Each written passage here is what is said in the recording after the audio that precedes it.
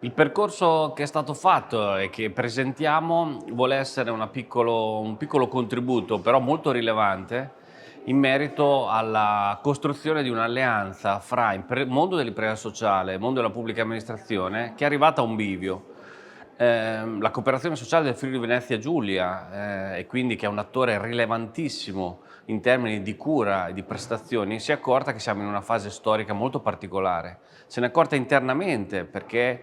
sono cambiate profondamente le motivazioni che fanno parte, le competenze che fanno parte di questo mondo, e se ne sono accorte perché è cambiata anche la domanda